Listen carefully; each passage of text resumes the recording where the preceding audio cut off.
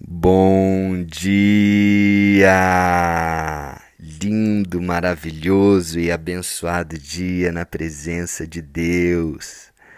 Hoje estamos no dia 620 do projeto Bíblia para Iniciantes e vamos iniciar mais um livro da Bíblia, que é mais uma carta de Paulo, dessa vez endereçada a Tito. Amém? Espero que vocês tenham visto aí o projeto Bible Project, que eu enviei na lista de transmissão aí do WhatsApp. O Bible Project é um canal no YouTube que tem vídeos explicativos de todos os livros da Bíblia, entre outros. Vale a pena, tá? Se você não assistiu, está ouvindo esse vídeo agora, dá uma pausa aqui, assiste lá, que facilita muito o entendimento, a contextualização de tudo aquilo que nós vamos estudar aqui, nessa carta de Paulo a Tito. Amém? Bom, vamos lá, utilizando aqui a tradução, a versão NTLH, nova tradução da linguagem de hoje. Vamos lá? Vamos 4 versículos apenas e vamos digerindo, né, essa palavra de Deus para Tito. Bom, Paulo fala assim: Eu, Paulo, servo de Deus e apóstolo de Jesus Cristo, escrevo esta carta. Bom, está bem claro aqui a autoria, quem é Paulo, ele é que está escrevendo, né? Servo de Deus e apóstolo de Jesus Cristo, como ele gosta de sempre de frisar, Deus e Jesus Cristo, os dois como Deus, né? Sendo Deus Pai e Deus Filho. E ele continua: Eu fui escolhido e mandado para ajudar a tornar mais forte a fé que o povo de Deus tem e para fazer com que eles conheçam a verdade ensinada pela nossa religião.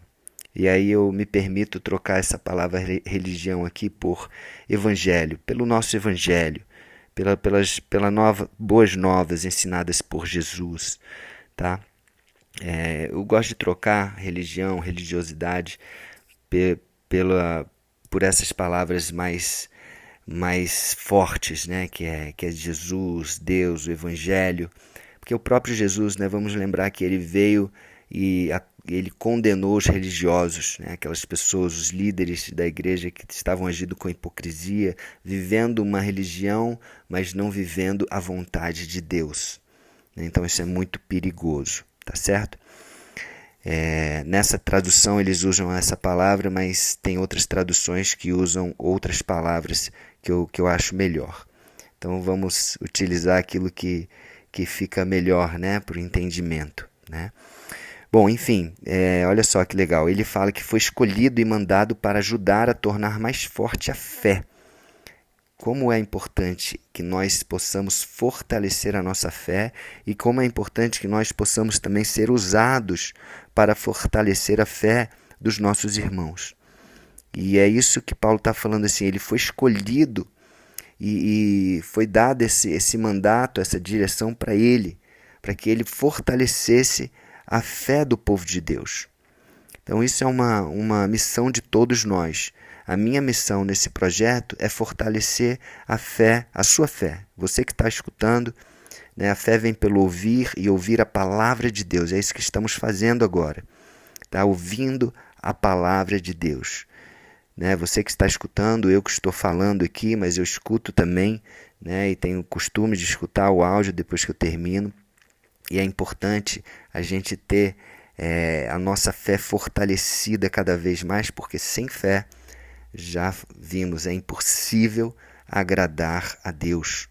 A nossa fé ela tem de ser aperfeiçoada, tem que ser fortalecida cada vez mais. E como que isso é feito? Pela palavra de Deus, ouvindo a palavra de Deus e utilizando ela na prática nas situações de provação. Né? Que as provações elas vêm para provar o quê? A nossa fé. Não adianta nada ouvir e ser ouvinte negligente. Temos que ser ouvintes diligentes e aplicar aquilo que estamos ouvindo. Amém? E essa é uma das missões de Paulo que ele bota claramente aqui. E outra coisa também é para fazer com que eles conheçam a verdade. Né? Conhecer a verdade, conhecereis a verdade e a verdade vos libertará. Então nós somos agentes, instrumentos de Deus, embaixadores do reino de Deus para levar a verdade, para que as pessoas conheçam e sejam livres e vivam uma vida livre. Amém? Olha a importância dessa questão da verdade nesse segundo versículo aqui. Ele continua, que se baseia, né, essa verdade ensinada, que se baseia na esperança de recebermos a vida eterna. É uma fé que se fortalece na verdade, que se baseia na esperança da vida eterna. Então, fé e esperança, elas têm que estar conectadas, né? A fé fortalece a esperança e a esperança também fortalece a fé. Todos e sempre fundados o quê? Na verdade. O fundamento é a verdade, que fortalece a nossa fé, que está baseada na esperança de recebermos a vida eterna. Nós não podemos viver essa vida aqui olhando só para aquilo que é efêmero, aquilo que vai acabar, né? Olhando só para as coisas do mundo. Não, nós temos que olhar para o alto, né? Para o reino de Deus. Paulo sempre fala, para mim a morte é lucro. E temos de ter esse discernimento, que a morte é lucro. Jesus está voltando, pessoal. E aí vamos junto com ele. Não sejamos deixados para trás, né? Como o filme que tem aí, né? Deixados para trás. Vamos estar com ele, né? Na vida eterna. Vamos focar nisso, fazer as coisas certas baseadas na verdade. E ele continua, Deus que não mente, olha a importância disso aqui, eu já falo sobre isso. Deus que não mente nos prometeu essa vida. Qual vida? A vida eterna. Antes da criação do mundo. Ele já nos prometeu essa vida eterna antes da criação do mundo. Tanto que ele fala, né, que vivereis eternamente, né? E se desobedecer, se comer do fruto da árvore do bem, do conhecimento do bem e do mal, né, certamente morrerás, né? E a morte é o que? Essa morte de destruição, de estar no lago de enxofre, né? Que isso é morte para Deus, né? E a vida para Deus é o quê? É uma vida em abundância, como Jesus veio. Vem para que tenham vida e vida em abundância. E essa vida em abundância ele fala, não só aqui, ele fala a vida eterna, que ele está planejando e preparando, na verdade, para todos nós que o amam. Amém? Então ele fala, Deus que não mente nos prometeu essa vida antes da criação. Por que é importante esse que não mente, entre vírgulas aqui? E ele frisa a verdade no primeiro versículo e ele continua aqui, Deus que não mente. Por quê? Tito era um líder de Creta. Creta é uma ilha grega, a maior ilha, né, da Grécia. Perdão, eu não tenho essa informação certa. Se não me engano é a maior, mas depois eu posso confirmar isso melhor. É uma ilha grande lá em Creta e eles tinham uma mitologia grega muito forte, né? Os deuses gregos, e o maior deles era Zeus. E eles acreditavam que Zeus havia nascido na ilha de Creta e tinha um caráter dissimulado, né? Ele mentia para seduzir as mulheres. Ele era conhecido por esse caráter dissimulado. Inclusive, ele era um modelo para aquele povo de Creta, né? Ele era adorado por aquele povo. E se você adora um cara que tem um caráter dissimulado e mente para seduzir, você vai fazer o quê? Vai ser o seu modelo.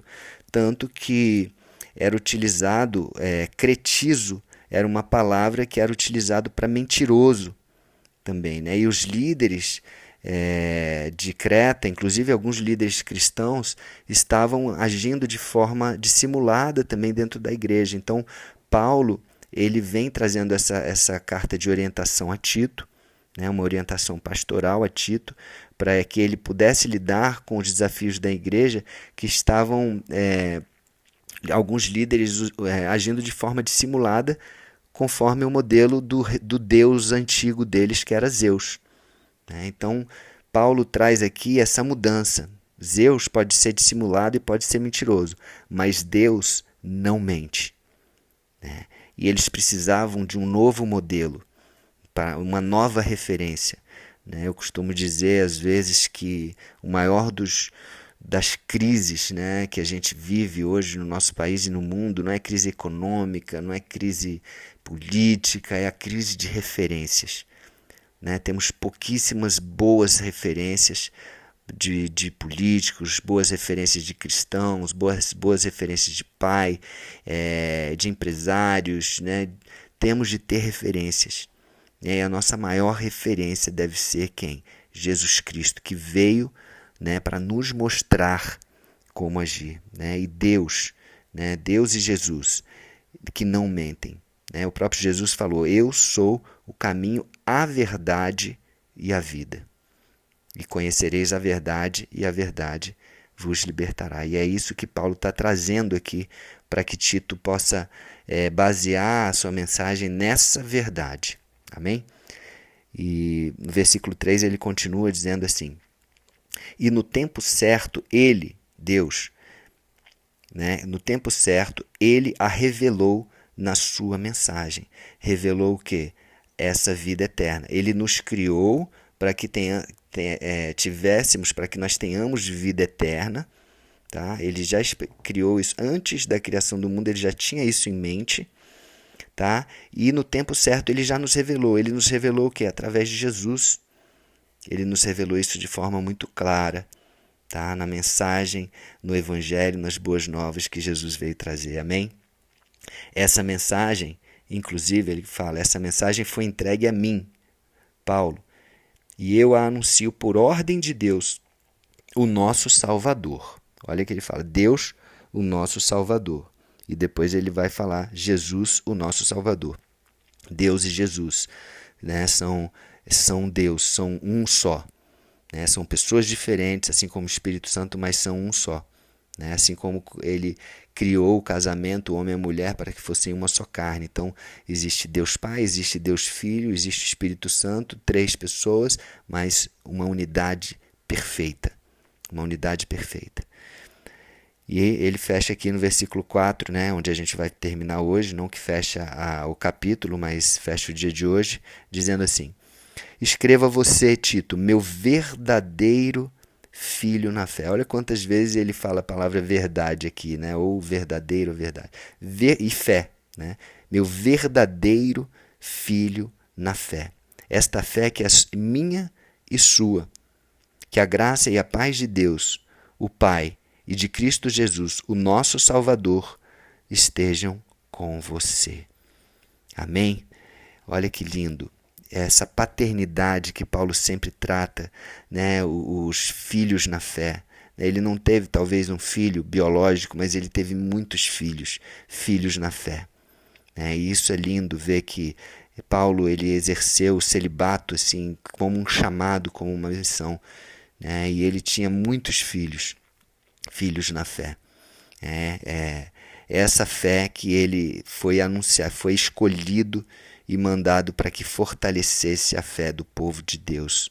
E através de Tito ele está fazendo isso aqui, crescendo, incentivando e fortalecendo a fé de Tito, para que ele pudesse também fazer isso, né, com a igreja lá em Creta, nessa ilha da Grécia.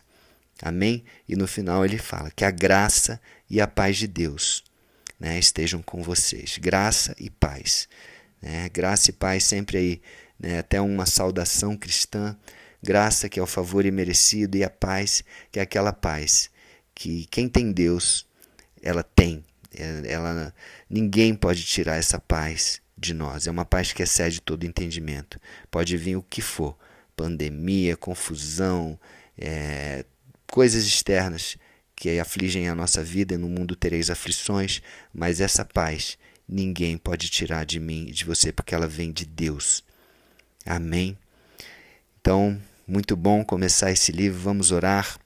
Senhor Deus, obrigado, Senhor, por mais um ensinamento, por mais um alimento espiritual para as nossas vidas, que possamos ser ouvintes diligentes e possamos botar em prática tudo aquilo que nós temos aprendido aqui contigo, nesse manual de vida que é a Bíblia. Obrigado, Pai. Obrigado pela tua palavra. Obrigado, Jesus, por ter vindo, ter morrido por nós naquela cruz, para nos dar vida e vida em abundância. Nós te recebemos mais uma vez como nosso único e suficiente Senhor e Salvador. Amém? Então é isso. Um beijo no coração e até o próximo dia do projeto.